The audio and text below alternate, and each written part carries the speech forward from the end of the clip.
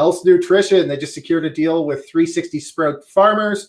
Cognitivity Neurosciences is selected for an accelerator program to fast-track U.S. commercialization. Predictive AI announced some big orders. And story I really want to just sort of dive into a little bit today is Fubo.tv.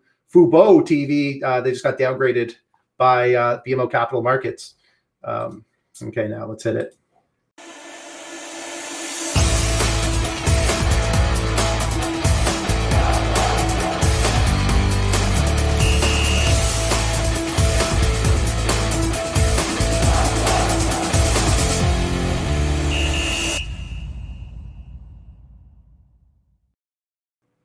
Joining me today on the show, Jay Lutz. Jay, how you doing? Good. I think we're running into a hiccup with the link that was on YouTube there, but of course my internet loads so slow when I'm live that I can't tell you for certain. Yeah, that's par for the course. We're getting it. This is the last day of our first week of filming. It's we're heading in the holidays. Going to take a couple days off. My wife, I promised her no working for a couple of days. I know how hard that's going to be. I know you wanted to do a show tomorrow on Christmas Eve. Hopefully your wife isn't watching this right now. But we got to take some time off. We've had a great year, and it's been a really, really busy time. So it'd be nice to take a couple of days and just sort of spend with family and kind of relax. Absolutely. I mean, last night I told my wife that I got a 4.5-day vacation, and then this morning I realized that U.S. markets are open Monday. So we'll see what my vacation actually turns out to be. Yeah, but, it's par for the course. It's always a vacation when you do what you love, right? Not according to my wife. Okay, so let's get into this first story here. Fubo.tv just got downgraded to market performed by BMO Capital Markets. So I'm going to pull this up here. If you can just sort of stretch that over so we can kind of see it. As you can see here, I've been working to try and get things going on the front page, but some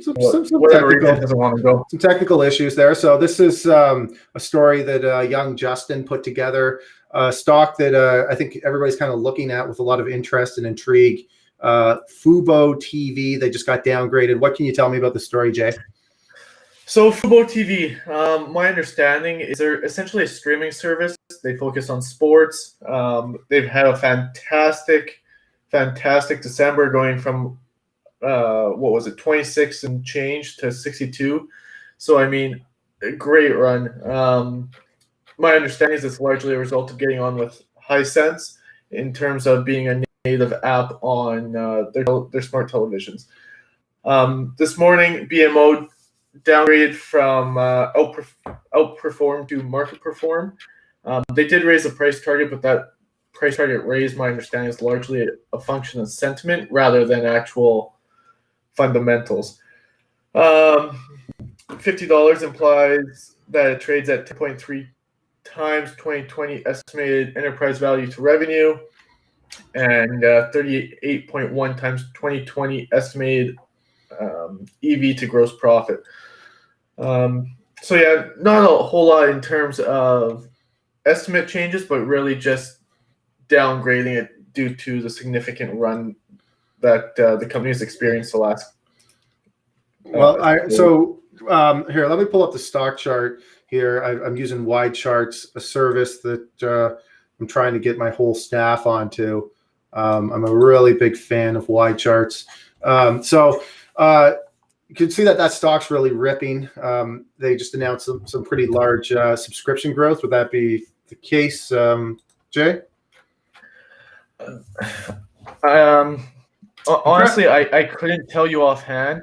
My understanding is that the run was a function of the platform becoming native on more devices. So inherently, I guess that's expected to bring in more subscriptions. Whether or not it actually has at this point in time is up in the air, as far as my understanding. Okay, so we look at this high level: $3.8 million market cap, $4.8 million enterprise value, 111 million trailing 12 months revenue. Still generating. Go down here, negative operating cash flow. So this is sort of one of those early stage possible disruptors Just a really interesting name, I think, for those of us who are kind of looking for what could be. Absolutely. Could this be the Netflix of sports? It's got a huge retail following, even though it's been public for a very short time. So I mean, it's big board, right? So you've got Robinhood investors just going nuts on the thing. Okay, that explains a lot. One of the things that young Justin talked about, that the analyst talked about, I was joking. Young Justin is our analyst coverage. There could be a sports betting play here. So I mean, Apologies if you're talking there, Steve. I'm not able to hear you. You can't hear me. Well, here, let me go in full view. Can you hear me now? There we go. Okay. Yeah. Sometimes it gets a little finicky. So there's a bit of a sports betting play here. We've got something that could be very disruptive. Think that the Netflix of sports, possibly. I'm sure that those of you who have been following the story have a lot to say about that.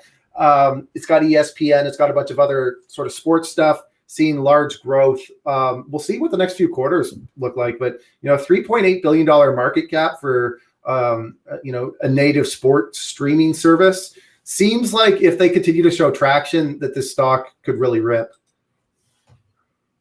Yeah, absolutely. I mean, if it's kind of a follow-on to our discussion, I believe it was yesterday, related to Robinhood. The impact that platform has in terms of stocks like this is just insane. And I mean, my understanding is Fubo focuses on sports. I mean, look at how sports is going right now for anyone. I mean, tons of it is hardly even in play. So, okay,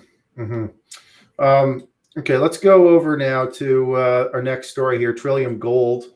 Trillium Gold client CEO Russell was on with us on Monday for our very first episode, for which we're endlessly grateful. This morning they announced that they have received a drill permit for their Rivard property.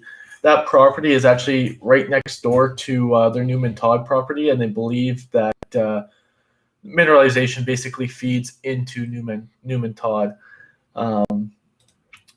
Drilling is expected to commence in early January. Second drill rig is already on site, which I think Russell may have actually alluded to earlier. On top of that, what excites me, however, is they're looking to soon drill the Gold Center and Leo property. Now, Gold Center is that it's essentially contiguous to Evolution. What is it?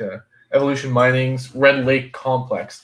So they're drilling within hundreds of meters to Trillium's current property. So with Trillium now applying for permits to do their own drilling, they plan on doing some ultra deep drills and basically prove that the mineralization flows onto their property.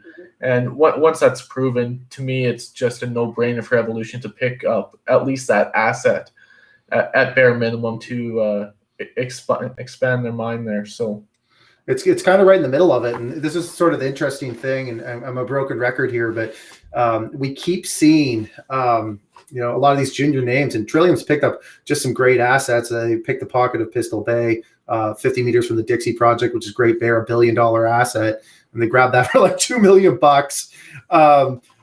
Gold Center, if you look at where Evolution's drilling, they're drilling like less than 50 meters away.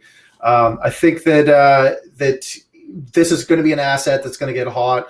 But first, I kind of think, and maybe I'm way off on this, but I actually kind of like just playing the big names right now in the gold space, because they're going to be the first ones to go. The Barracks, the Evolutions, the Newmonts. What's your take on that?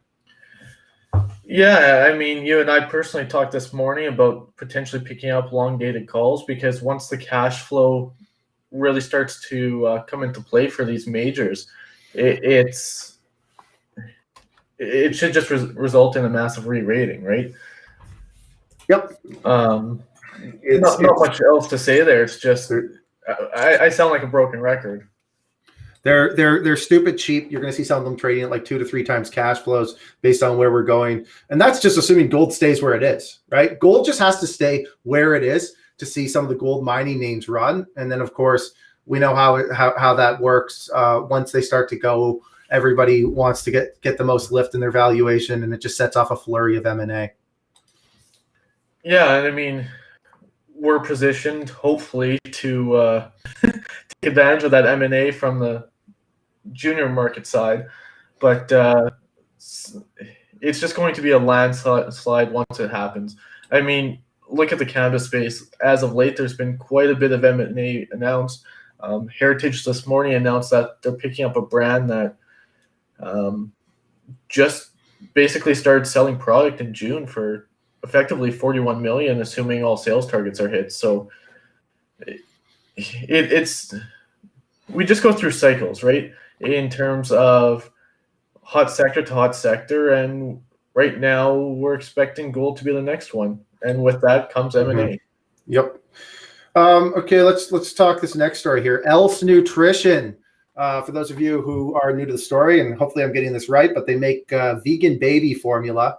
I find this name wildly fascinating because they've raised a ton of money. They've got a tremendous valuation, and quite frankly, they've hardly sold any of these vegan baby drinks.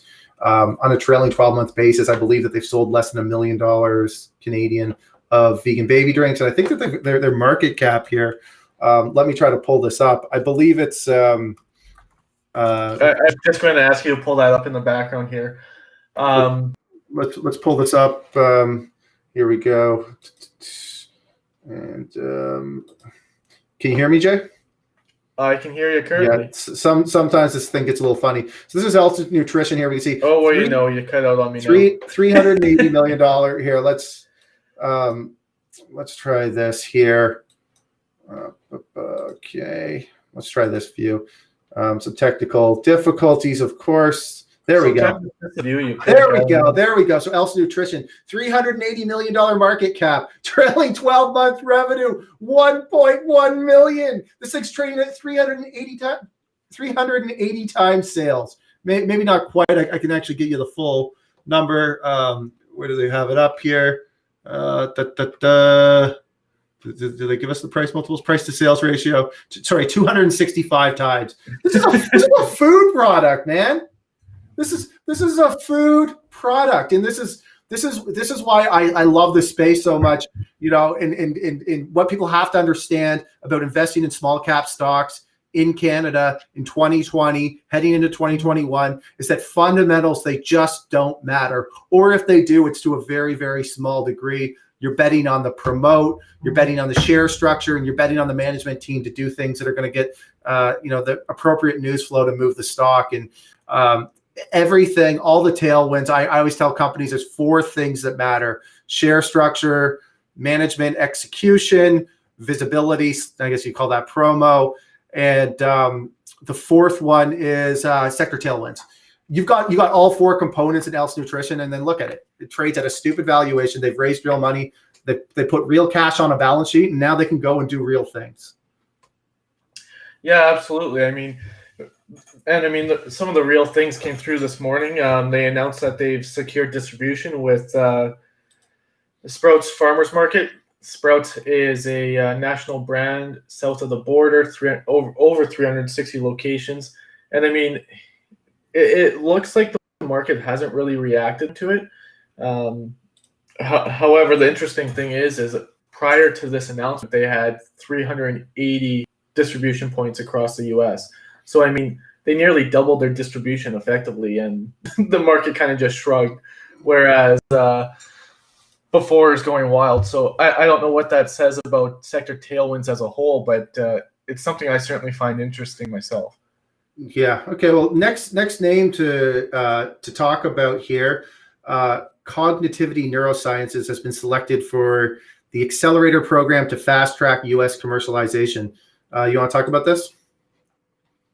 Yeah. So Cognetivity is they're a tech company. They focus on they have an app that uses AI machine learning for early detection of Alzheimer's, believe it or not. Now, I know how some people feel about AI and terms such as that being used, but I mean, being selected for this Texas Medical oh my God, I can't talk this morning. Texas Medical Center Innovation Accelerator program, mouthful. To me, it really says the strength and the quality of this product itself. 170 applicants worldwide, and 7 were ultimately selected for the final stage of this program. Cognetivity, the only one that isn't US based that is selected for it. And yeah, so now that they have been selected, it will open them up to the program's network across the US of innovative hospitals and medical centers looking to push technology forward. And then, yeah, it's really going to help with the commercialization efforts. Okay, and let's do this last name. And by the way, Cognitivity stock CGN is the ticker symbol. Actually, let me try to pull up this chart here. It's Cognitivity. There it is. It's a CSE listed company. Real guys behind it. It's actually done quite well. Okay, yeah, wide charts. Great time for that pop up. 60 cents. It hit 60 cents this morning. They just recently did a private placement we participated in. What was that, like? I don't even know. 30 cents, was it? 25 cents? So stock seems to be doing well right after closing this private placement. It's a really interesting name. I think that if they actually get through FDA approval, this name's going to be really, really interesting in the new year. Absolutely. I mean, Alzheimer's is a major issue. Their tech can reportedly detect the earliest onset of dementia, Alzheimer's out there. So, I mean, I'm all for using technology to advance the medical space. It just makes sense at this point. I mean, this is something it's just an app on your phone, as I'm aware. So, I mean, you don't need doctor supervision, so it's super easy for someone to take. And there's technology in place so that it doesn't just become a memory issue for the user, but it actually challenges you and continuously changes its methodology of analysis so that it kind of removes that bias that other programs have. Yeah. Okay. So right before we bring on Kelly Jennings, the star, I know that's who everybody really wants to see. I just want to say thanks to everybody who's watching. Would love it if you guys watching on YouTube right now hit that like button, subscribe. Really appreciate that. It really helps us out and really helps us grow our audience as we try to tell the best stories in Canadian junior markets to everybody out there. So without further ado, let's bring on the always insightful and entertaining Kelly Jennings. Kelly, are you there? I'm here, guys. How are you doing? Oh, we're doing fantastic. Here, let me get a better screen. I don't want to have to direct this whole thing as I go through. Let's get this off. Okay, there we go. This works. Very good. So Kelly, what's your plans for Christmas? I think that's what everybody wants to know. What's Kelly got cooking? Same thing I've been doing for 9 months. Staying at home. There's not a whole lot going on. A lot in business, mind you, but nothing special. You know, there's no traveling. And we're going into lockdown, I guess, on Friday, is it? I believe. So they're not going to be able to go anywhere. So just stick close to home with the kids. Same thing you guys, I guess, are doing, right? No traveling. No, I think I'm heading out to visit my family in Burlington for an evening. Or are we under lockdown? I don't even know. I just my wife just tells me where I'm going, and I just go. That might have actually been canceled. Jay, what about you? What about me? Here in Saskatchewan, I can't even have someone into my house that does not live here. So it's just my household doing it. And I think we're actually doing Christmas over Zoom this year. So that will be fun with a bunch of kids and see how that goes. Christmas on Zoom. Yeah, that's a nice way to do it. So you turn them off when you want. Exactly. So Kelly, for those of our viewers that are new to this story, break down Powerband solutions into simple terms for us. Yeah, I mean, that's ultimately what we were always trying to accomplish, is to try and create a buy process for the consumer to make intelligent decisions and to be able to buy the automobile in a fashion similar to, say, buying on Amazon. One of the reasons you've got people using the Carvanas of the world is to avoid having to go to the old dog and pony show at the store. And so what's happened today is the consumer is asking for and demanding an opportunity to be participant in the sales process. So our ultimate reality was we're trying to create that with this various technology that we've got at the table to bring a system that kind of makes the buy process more enjoyable. And reality with the industry today is the consumer has as much data or more than most people working at the dealerships.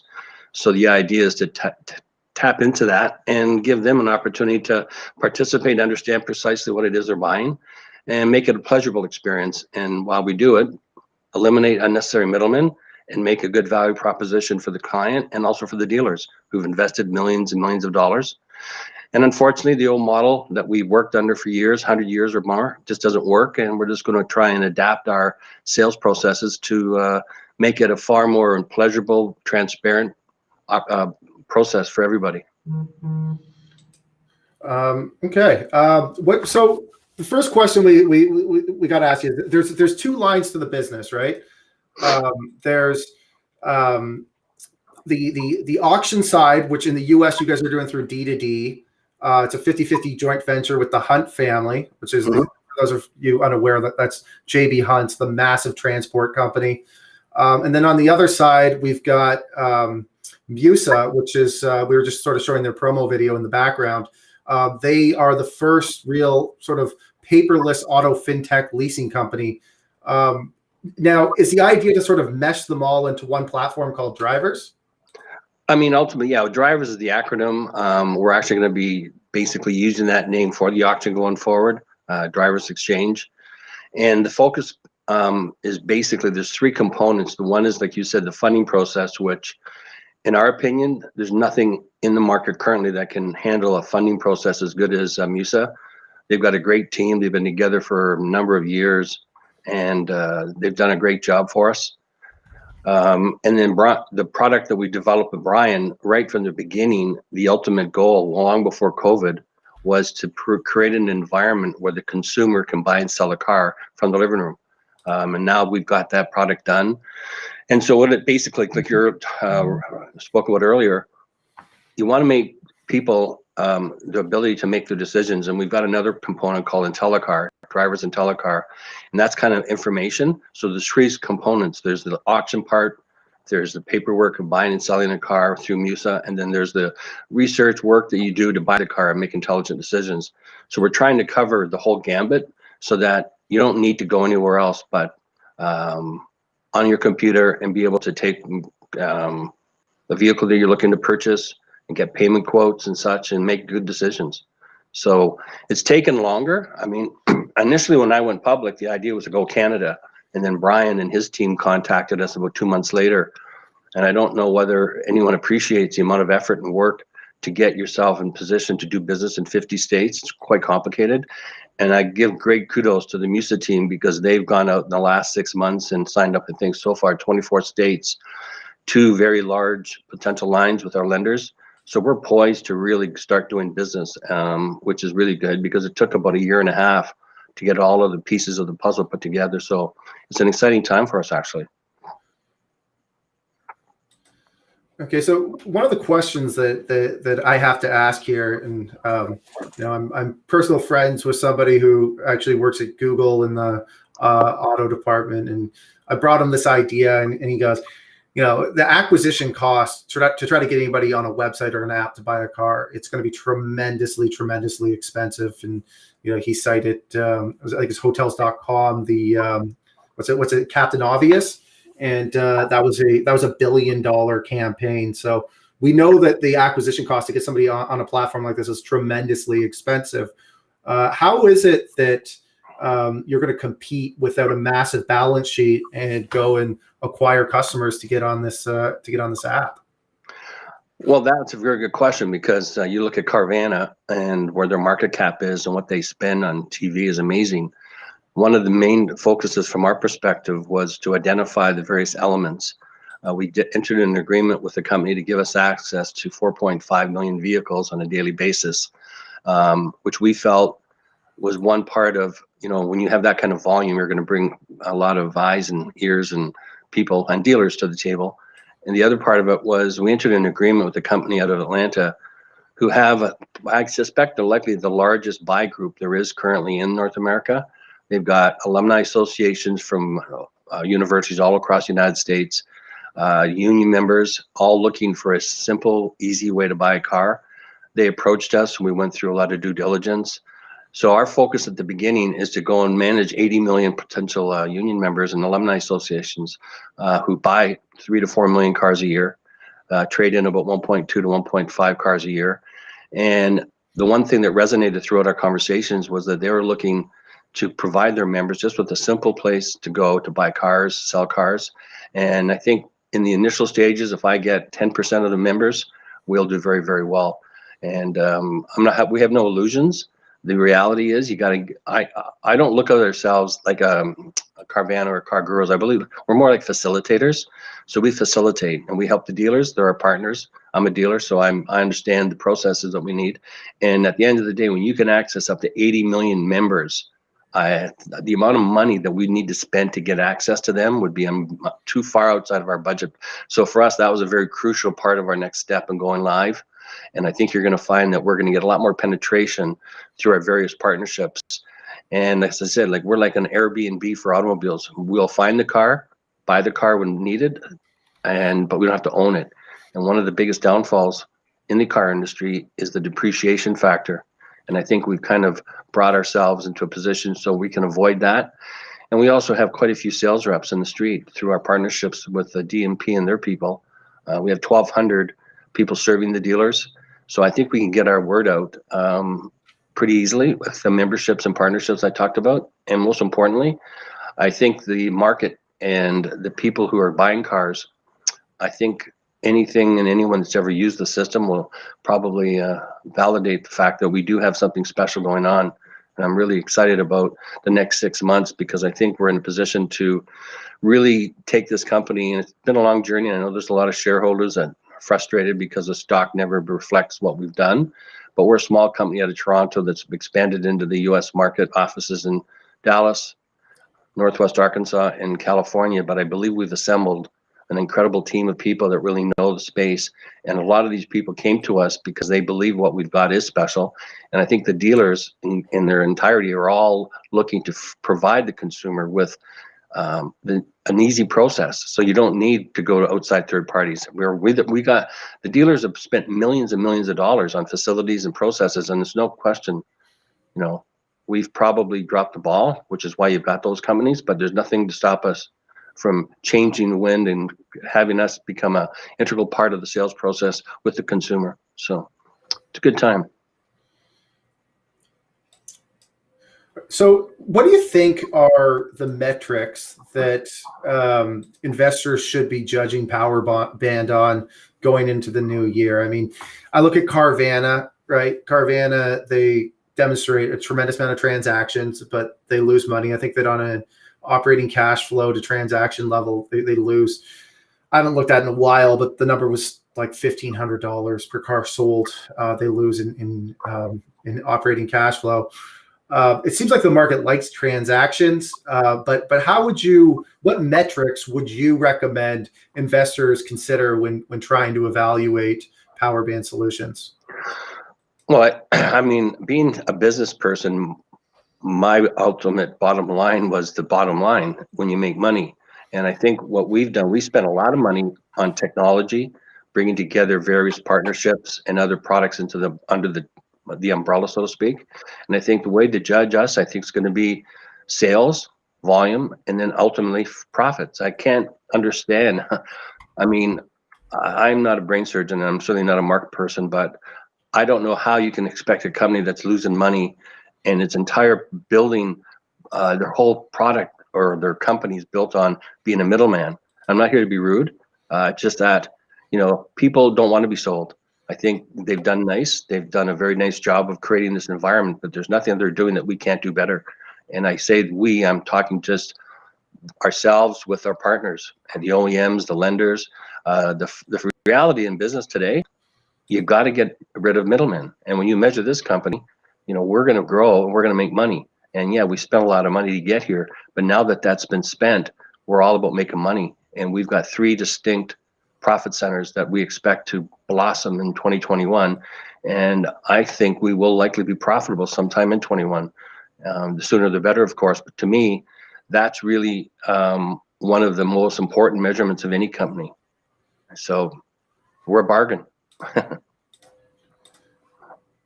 So I'm going to ask you this. I don't know what you can say and what you can't say, but of course, Musa, they were the first non-captive leasing partner of Tesla. 2 obvious questions. One would be, why would Tesla need to go outside of Tesla to find a third-party leasing platform? And secondly, is there any chance that this relationship can get renewed? Well, first of all, I should say that the person I should have to answer those questions is our partner. He's a man who got the software developed and did the job. Jeff Morgan. I mean, I don't want to make predictions. I think the ultimate reality, I think we've grown to a point where, yeah, and I'm here. I mean, Tesla's an amazing success, and certainly we'd like to do business with them going down the road. But quite honestly, there's going to be a lot of competitors in that market coming in the next year and a half. And I think we're poised to do EV deals with anyone and everyone. And I think that's strong. I mean, I would say if Jeff was going to be on this program, which is probably not a bad idea for you guys to have him on, he would say to you that having one source of income from one company is dangerous. And I think we would like to do business with Tesla. We'd like to do business with General Motors, Volkswagen, Ford, Toyota. And I think that's the future. And yes, and you know, we certainly are interested in Tesla because they're an amazing company. And I think one of the reasons they actually chose Musa originally was because there's nothing in the market currently that's slick, easy to use, and bulletproof. And that's something you earn over time with a lot of hard work. And I think they're poised to be special. And I mean, I don't say that lightly. I've been around a long time in the car sector, and Musa's got the best leasing platform I've ever seen. And it's getting better weekly, monthly, and it's a very good time for us. So I don't want to say anything out of turn here, but yes, Tesla would be a good client, but not the only client for us going forward, and that's for sure. So you used to own dealerships, right? I'm still a partner. Yeah. Okay. So you're ultimately getting away from that model, and you've kind of spent the last number of years focused on auto fintech. Why is it that you think people will buy cars online? And because, like, I know for a lot of people, some people enjoy the experience of negotiating with the dealer. I hate it. I don't like it. It makes me uncomfortable. And they also like the experience of getting to actually physically go and see a car and chat with somebody. Why do you think that that the model is going to move towards people buying cars online? Well, I think the key thing that you have to understand, what we've tried to do is create products that allow the consumer to dictate how and when. I'm not going to tell them how to buy a car. Some people may want to go to the store, some may not. So that's what I think we've done. We've been able to adapt to the consumer need, and you can't dictate. So I personally believe as you go down the road, you're going to have more and more people go online. And the number one reason, in my opinion, is time. Time's precious. And with COVID, it makes it even more important to be careful when and where you go. So the idea here is to adapt to that reality. And as the younger generation, like yourself and Jay, come into the market deeper and deeper, you're going to want a simple way to buy something. It's like Amazon's shown very clearly, this is how you can buy stuff. And we can do the same in the car industry. You provide guarantees. You provide a concierge type service where the client can either go to the store, have the car brought to them. The thing that people forget about, and it doesn't really matter, this is why the franchise dealer is very critical, because these vehicles, whether it's an electric vehicle or whether it's a car, they need to be serviced properly. And that's the key part of this. And I think ultimately you can get what you need online and need to still have your car properly maintained over time. And it's a relationship situation. So in my humble opinion, probably the buy process and everything will take more and more from the online buyers. And then the service part will be changed too. They'll come pick up your car, do all the work and bring it back. And it's going to make buying a car or servicing your vehicle like going on Amazon and putting guarantees. We're going to guarantee that that car isn't what you think it should be, return it. And that's what's going to happen. And I know the dealer body, I'm not going to go on about dealers, but dealers spend a lot of time and money and a lot of energy to provide service to the client, and they got caught. I mean, this thing happened very quickly, and I'm going to admit that we didn't adapt, but when you're in the business and you see the things transition, and when you've got the really smart young people going online, they know the car they're buying better than the sales reps. And I think that kind of made the big change.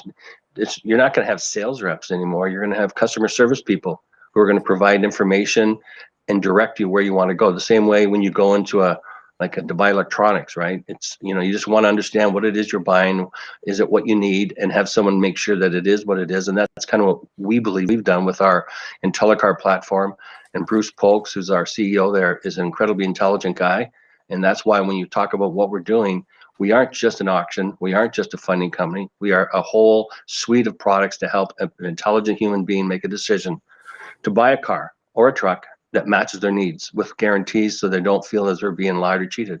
And the dealers, and I think, are in the same position today. They want to do that same type of, they want to provide. We don't need, I don't want to get sued or anything, but I go back, we don't need outsiders. We can do this ourselves. And I think in the next 2, 3, 4, 5 years, you're going to see the dealers will be a key part of our tomorrow.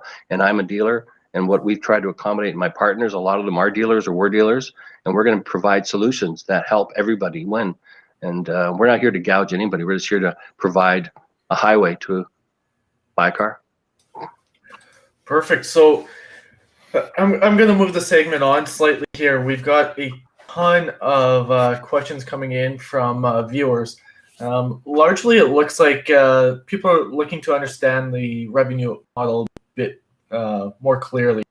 So Danny asked, what kind of gross revenues can we expect for each segment? He addresses auction, IntelliCar, monthly fees, and gross profit per unit from USA. Can you provide some color on that? I mean, yeah, I can talk to it in general. I'm not going to get too deep because some of the information you've got to be careful. But certainly, yeah, you've got 3 distinct profit centers. The MUSA profit centers revolve around doing loan originations and lease originations. And so there's there's 2 ways of doing leases, and I'll kind of fill a bit of a gap maybe people didn't understand. When we did the agreement with Jeff and his team, prior to our being at the table, Jeff had a warehouse facility, which is his own money, a lot of work to maintain, collections, a whole bit. And it's a lot of risk. And you need a lot of capital. It's very heavily capital intensive part of the leasing platform.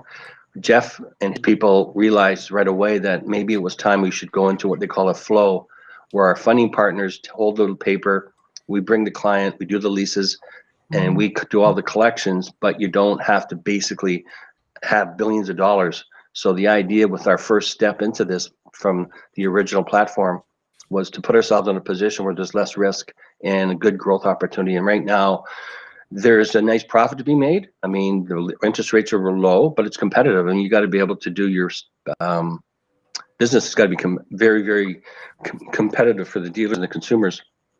And so that's an obvious, easy one for us right now, because we just got these 2 leasing partners. And if we do the proper securitization model, which is you got 2 $300 million lines. When the lines are filled, you sell the leases off, and then you get another 300 million. And so with 2 lenders at that level, there's a lot of money that we could generally do. And we in 1 year, if we turned it 3 or 4 times, you're talking over, $1 billion per lender. So it's very lucrative, and it doesn't have to have the big structure for a warehouse facility. On the IntelliCar side, IntelliCar is already in 50 stores. They're integrating, and part of that in purchase, there's other products that we brought in under that purchase to help 2 things. One is the dealer. I think that our product that we give to the dealer today, and it's evidenced by the people we're talking to right now, like the Premier Auto Group, we provide the dealer with information to help make smart decisions for the consumer. And we charge around $2,600 a month, and they can eliminate about $3,000 or $4,000 a month with outside other systems. And that's one of the issues dealers have had to deal with. People don't understand. You've got to pay a host of different companies a lot of money to do a simple car sale. And that's been the big burden on our back. And I think we are going to work very diligently to help the dealer have systems and processes that help them, but also for the consumer. So the nice thing with IntelliCar, there's a dealer interface that gives us monthly fee. And then there's the interface with the consumer that gives the consumer a chance to make right decisions. And what we believe is going to happen is when they start finding that our information is current, relevant, and important, they're going to come to the system and start recommending us word of mouth. And then in the auction space, and I think there's a lot of people don't understand that the world's changed today. Excuse me. There's no such thing as wholesale retail. These outside third-party companies are buying cars, competing with the dealer, paying really high prices. And so what ends up happening is there's not as many cars available. The rental business is going to, I think they were saying 80% down in inventories ordered this year. So right now, what we believe was the future, and unfortunately we started a long time before COVID, is it's the consumer. And what we believe our product can do and will do is you can basically, you're your own auctioneer. So if you're looking to sell your vehicle, you go on the system, you take some pictures, you download it into the system, somebody makes a bid that you accept, then we come to you, give you your money, arrange transportation, do the inspection, take care of all the paperwork, do all the necessary legalities for the ownership, and then we deliver the vehicle to the buyer. And it's that simple. And what we've done is, I think, created an environment where the consumer now can deal directly with the buyer, whether it's a dealer. In the longer run, we'll probably be involved with consumer transactions. But right now, what we're going to be able to do is give the consumer the ability to maximize their trade and to get the best pricing and know that they didn't leave anything on the table. And that's really the important part of it. Everybody knows pricing pretty well. The biggest stumbling block for most people has always been the trade, and I think we've addressed that for the benefit of both parties, the dealers and the consumer. So next question here also comes from Danny. Strong supporter by the looks of it, with more than a couple questions. He's asking about funding for recent deals such as CB Auto and IntelliCar. Do we expect revenues in 2021 to cover these acquisitions, or how has the company funded these purchases? We funded them internally with some of our partners. The long run, what we look at with CB Auto, and the reason for us doing the deal was what we're going to be doing is more likely to bring dealer partners or dealer group partners on to the table. And what we need and want is a concierge system. And I'm not here to degrade or say anything negative about dealers, but there's some really, really good ones. You know, Troy Duhan and his Premier Group people are some of the best there is. Those type of dealers are really focused in on the future and disruptors. And what we'd like to do is bring them involved over time, and the revenue, we'll be able to pay that off quite easily. And what was the other question? I forgot. I didn't catch the other part. Largely, it's just focused on just where funding came from for CB Auto and IntelliCar. So, I mean, I think you pretty well answered it there. Yeah, I mean, we try to keep things internally. I think one thing we've done pretty well, all of the partners in this company have worked diligently to not sell our soul. I don't mean that in a bad way, but when you go out and get yourself an outside funder, suddenly you don't control the company. And the good news for this company, all the partners have worked diligently to maintain a tight ownership structure. So when we will be diluting at some point, but when we do, we're going to bring someone to the table that'll help us get where we want to go. And as you guys know this, and I've talked to you in the past about it, the auto sector is the first dominion for us. Certainly a big one, but the systems and processes that we have can be adapted to any vertical, like motorcycles, ATVs, Winnebagos, whatever. So this is a long journey. It's never was a sprint. It's a marathon. And I think we're poised to take advantage of the 3 long years and hard work that everybody put forth to get us to this position. So here's a pretty simple question that I think that for those who are just kind of new to the story, trying to figure it out, is we see autotrader.ca. If I think of auto fintech, that's probably the first name I'm going to think of. They've got millions of cars available. Can you speak to the differences between what you're trying to accomplish versus autotrader.ca or autotrader US? Well, I'll get a lot of enemies here. In my opinion, I just think they're unnecessary. It's a listing site. They don't have any skin in the game. They take inventory from the dealer and the consumer, and they put it on a listing site. Great, that's fantastic, and charge a fortune. Unfortunately, that's not going to happen going forward. I believe that you're going to have the ability, the dealers and the consumer, to list sites from a lot of different places. And I don't think Auto Trader provides anything dynamic or unique. It's just a listing site. And I think the dealers and the consumers we don't need them. I don't want to be a bad person, but we don't.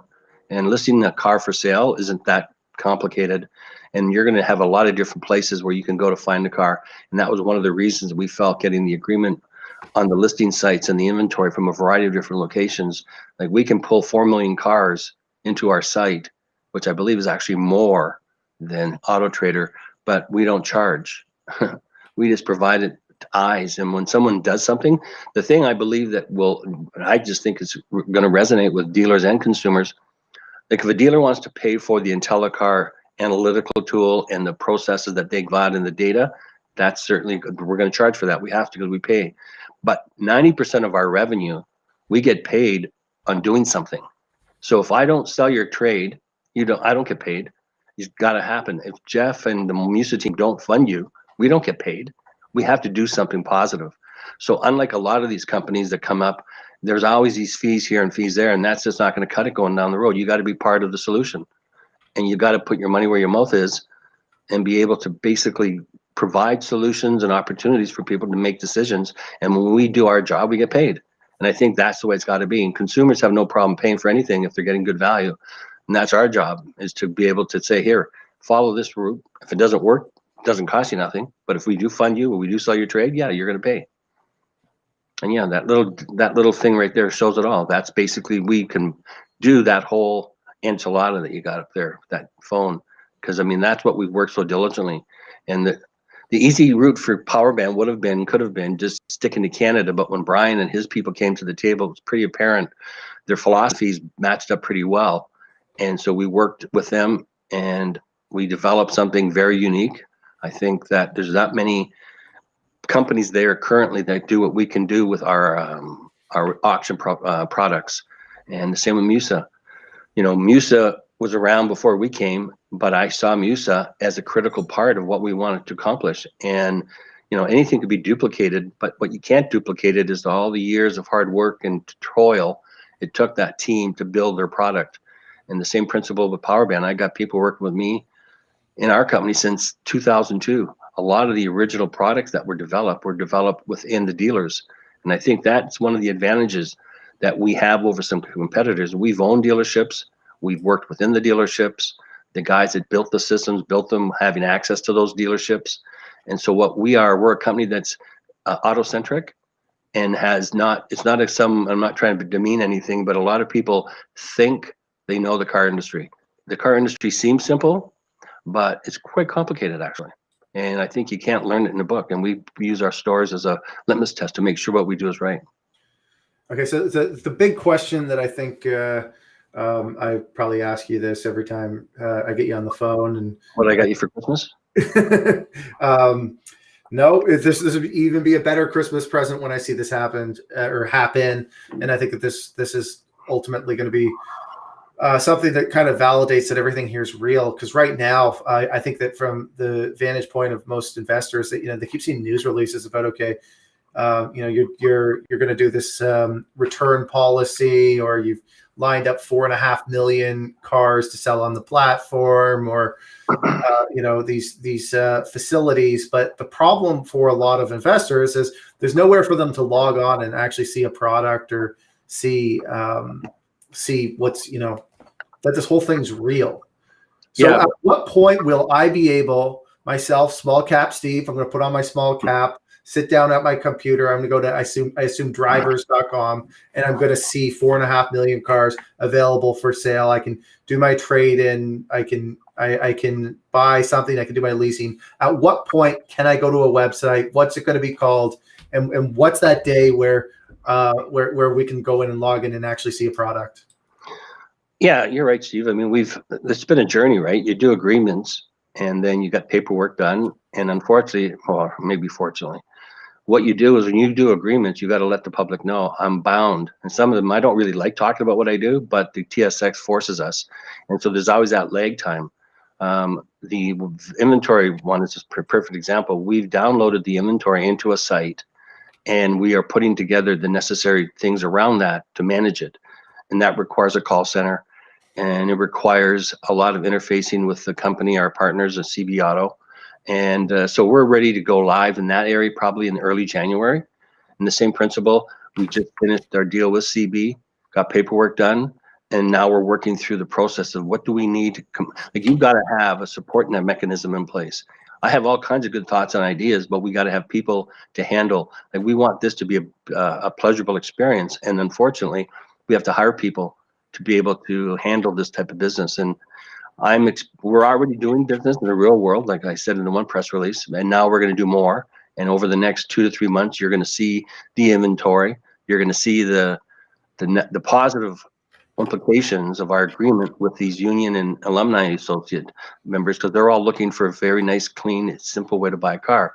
So I think in the next quarter, all of this work and all the effort that we put forth is going to start paying dividends for everybody that's invested with us, and some who are going to come to the table in the future, because we all believe right now, as we sit here tonight, that we've got everything we need to go forward.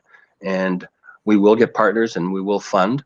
But when we do that, you can be sure that whoever the partners are going to take us where we need to go, because we have a bright future, not just in North America. And patience sometimes is difficult, but I tell the shareholders, I've put my life into it, and I'm not perfect, and I've made mistakes, but I really truly believe that with what we have today, we're going to be a very special company to be part of going down the road. Okay.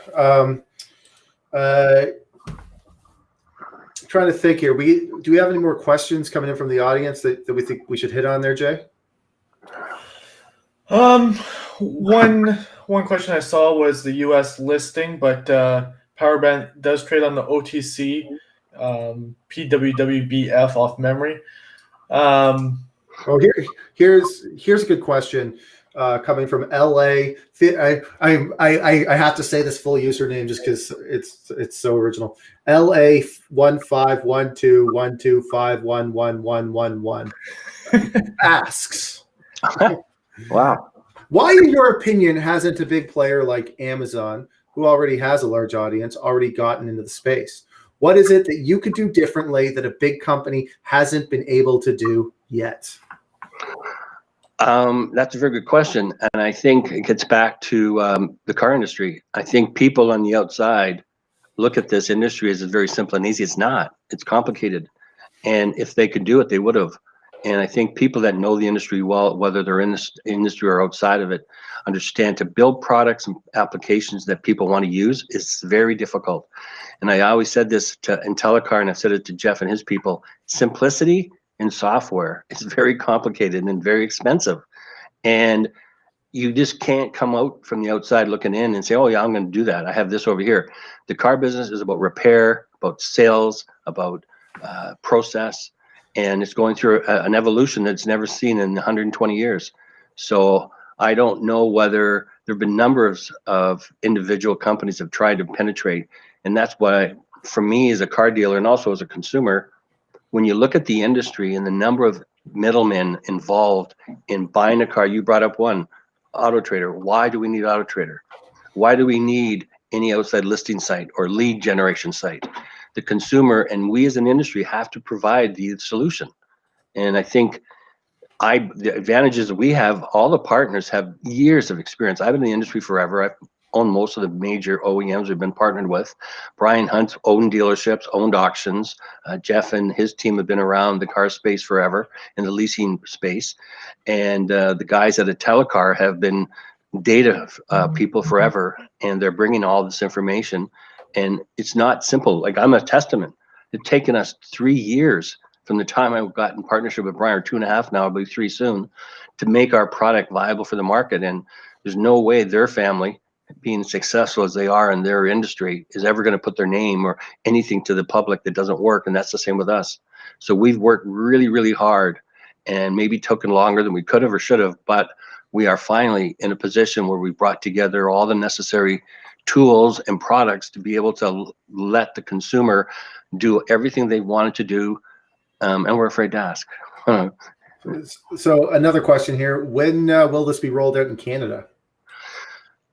Yeah, Canada. I was in Canada originally, and I've used the auction product at my stores forever. I put Canada on back burner really when Brian came, because I've got a lot of contacts. I'm still involved with a partner in 4 stores.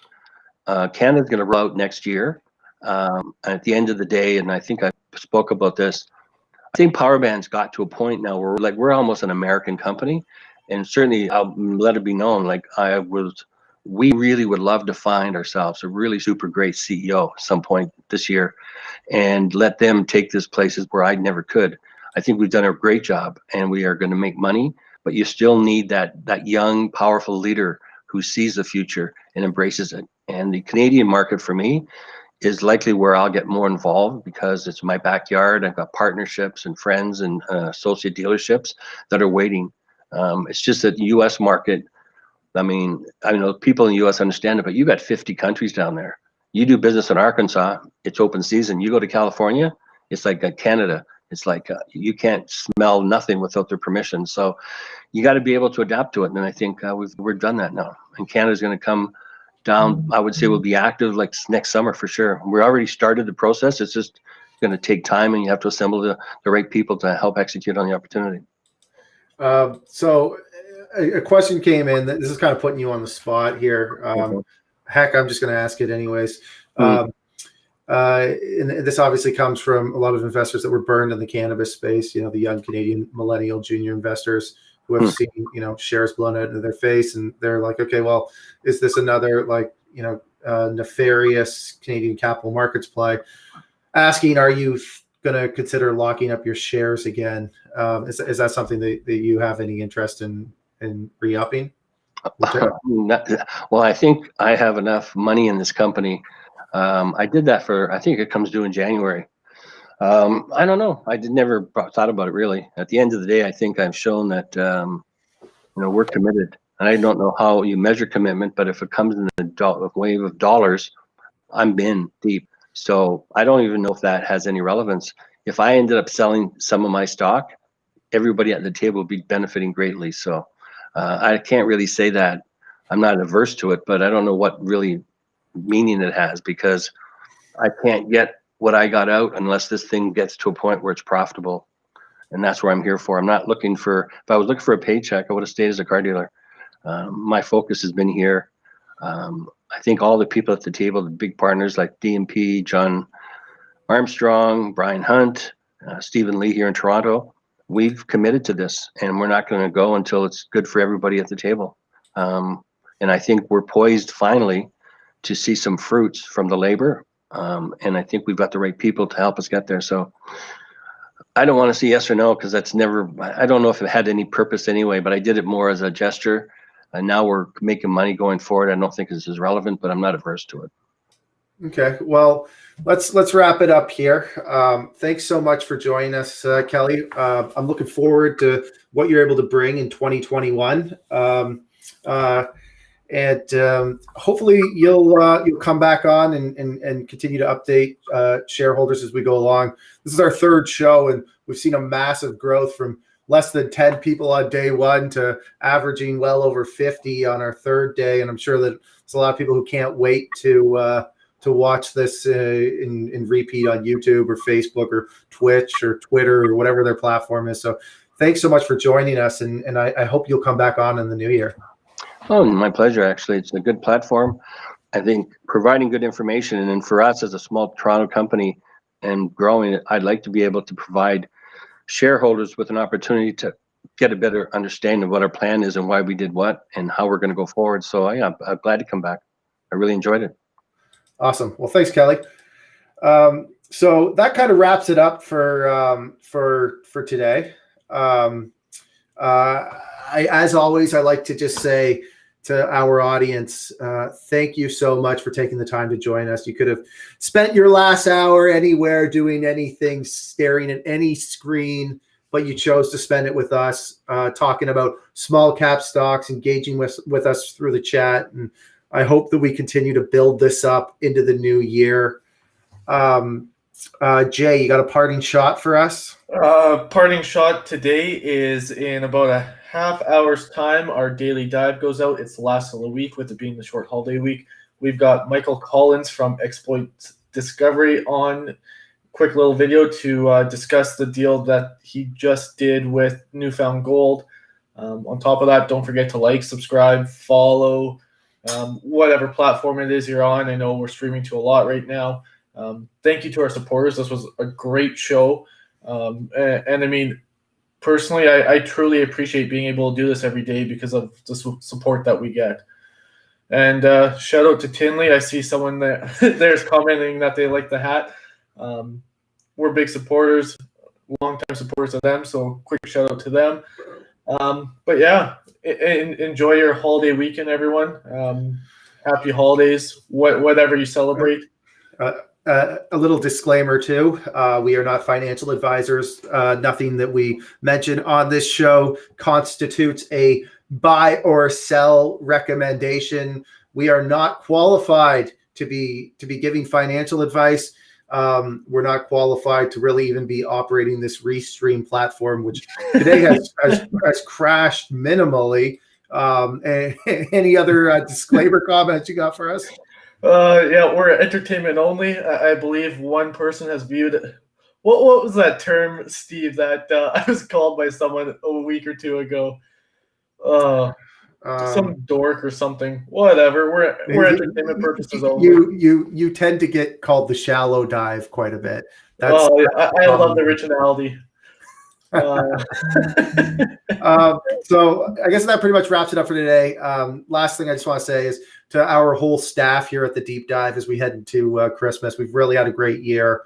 I appreciate all the hard work that everybody puts in to helping us grow and build up what's going to be a platform where we just cover small cap stocks. It's something that Jay and I are so passionate about. Literally from 5 a.m. to 1 a.m. we're on the phone, we're texting, we're just going over what's hot in the Canadian junior markets. It's something that we're really passionate about, and we're so grateful that we have an opportunity to get to do this for a living. Neither of us come from this Bay Street background, but suddenly we find our phones lit up from bankers and deal makers and investors trying to get our thoughts and trying to get us more involved. So to our staff who has really done a lot of the heavy lifting here, young Justin, who's always putting out great pieces, Braden Mack, who is probably the most epic troll in the history of Twitter, and just keeps putting out great pieces. Hermina Paul really hit her stride this year talking macroeconomics. Jim McFadden, our resident CFA, who has had some tremendous calls and some stuff we didn't want to publish that he ended up being right about. Gus Richler, if you're out there in Radio Land, really appreciate all the great work that you've done to contribute. And to our newly hired video staff that's just sort of been in the background and helping us out. Ovea, Chris, Cassandra, I just appreciate so much, and I'm so grateful that you guys have joined us here at the Deep Dive to continue to help build out our platform and continue to just increase our small cap coverage as we continue to execute. So I'll also extend that a bit. One person, Phil Grayson, who is a great resource for us and does some great writing, and many of our acquaintances even. Michael Den has been a massive resource for myself this year, learning mining and everything else. And I mean, even our brokers, we've truly assembled an amazing team, and we've done a lot in 2020. It is a rough year for many in many respects, ourselves included. I mean, I didn't even make it out to Toronto this year. I haven't seen Steve in person for probably a year and a half, which just seems insane given the world that we've built up around us. But 2020 for us was actually pretty decent overall, and it's largely because of our team and our supporters. So thank you guys. Yep, and we'll be back Monday. looking at small cap stocks. We haven't even lined up a schedule. So if anybody has anyone that you guys want us to cover who's really relevant in the small cap arena, whether that's an investor, trader, anyone that you think that this sort of audience and community we're building would love to sort of see us bring on, we're always open to suggestions. I hope you all have a fantastic holiday. And get to wrap up any unfortunate tax loss selling. I got a couple names that I've been picking away at, hoping that there's still a little bit more selling. Not many of the names because it's been a really good year in the junior markets, which is nice to say. But thank you guys. I'm so grateful that you all have taken the time to join us, and I can't wait for Monday for us to continue to cover small caps. And are we going live Monday? Canadian markets are closed Monday. Oh, okay. I guess Tuesday. We'll be back Tuesday. Take care, everyone. Awesome. All right. Thank you.